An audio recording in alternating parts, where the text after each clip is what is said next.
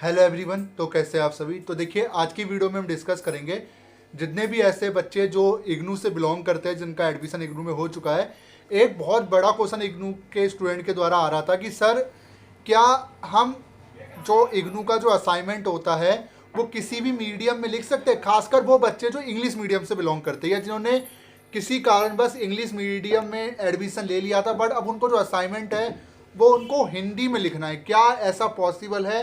क्या हमें इग्नू अलाउ करता है ऐसा कि हम इंग्लिश मीडियम का जो असाइनमेंट है उसको हिंदी में लिख सकते हैं, हाँ या ना? तो आज हम इसकी वीडियो में डिस्कस करने वाले हैं। तो वीडियो शुरू करने से पहले अगर चैनल पर नए तो सब्सक्राइब कर लेना, वीडियो अच्छी लगे लाइक करना और शेयर करना मत भूलना।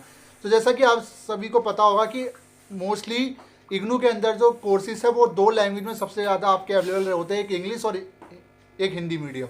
तो मोस्टली बच्चे हिंदी मीडियम से बिलोंग करते हैं जो कि हिंदी मीडियम लेते हैं, मोस्टली बच्चे इंग्लिश मीडियम से बिलोंग करते हैं जो इंग्लिश मीडियम लेते हैं। बट कुछ ऐसे भी बच्चे होते हैं जो होते हिंदी मीडियम के, बट कहीं ना कहीं इंग्लिश मीडियम इसीलिए सिलेक्ट करते हैं ताकि आने वाले टाइम पे वो ये दिखा सके कि मैं तो इंग्लिश मीडियम से पोस्ट ग्रेजुएट या ग्रेजुएट होकर मैंने अपना कोर्स इग्नू से कंप्लीट किया है। कहीं ना कहीं ये कूल बनने का एक तरीका है जो कि नहीं करना चाहिए।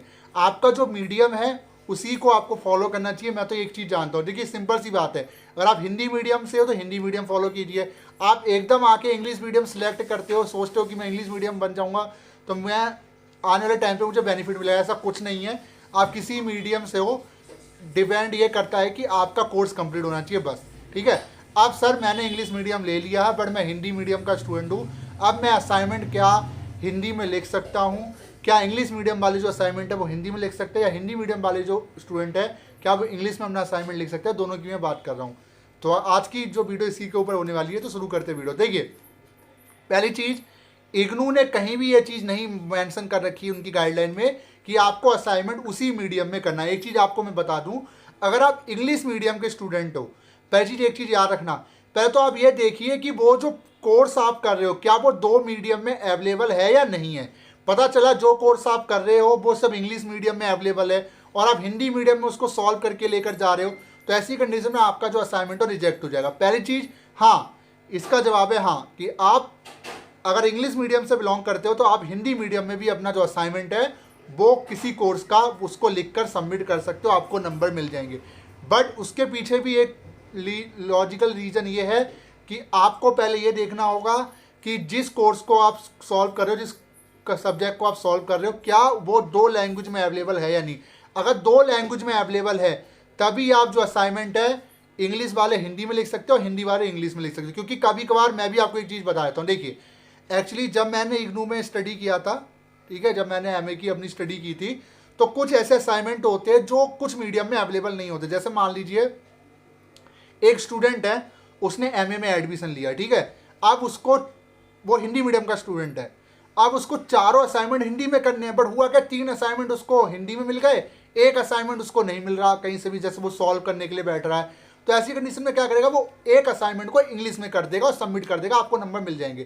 क्यों? क्योंकि ऑलरेडी जो एमए के कोर्सेज है वो दो लैंग्वेज में अवेलेबल है। बट इंग्लिश वाली जो एमए है और हिंदी वाली जो एमए है, जैसे एमए हिंदी और एमए इंग्लिश, इनके असाइनमेंट तो अपनी लैंग्वेज में ही होंगे, ठीक है। बाकी से MA political science, MA history, MA sociology, ये दो लैंग्वेज में। पहले तो आप ये देखिए प्रॉस्पेक्टस में जाके कि क्या ये जो कोर्स है दो लैंग्वेज में अवेलेबल है, क्या इनके क्वेश्चन पेपर जो असाइनमेंट के दो लैंग्वेज में है। अगर दो लैंग्वेज में है, हिंदी और इंग्लिश में, तो इंग्लिश मीडियम का स्टूडेंट हिंदी मीडियम में भी जो असाइनमेंट है वो लिख सकता है। बट इतना याद रखना, जब भी आप एक असाइनमेंट सॉल्व करें तो उसकी एक ही लैंग्वेज होनी चाहिए। ऐसा नहीं है कि दो पेज इंग्लिश के दो पेज हिंदी के रिजेक्ट हो जाएगा, ठीक है। खासकर वो बच्चे जो इंग्लिश मीडियम से है और कोई इंग्लिश का सब्जेक्ट अगर आप सॉल्व करते हो उसको तो इंग्लिश में आपको लिखना पड़ेगा, ठीक है। जो सब्जेक्ट दो मीडियम में अवेलेबल है आप उसको किसी भी लैंग्वेज में लिख सकते हो और सबमिट कर सकते हो, आपको नंबर मिल जाएंगे। बस इतना मुझे आपको बताना था।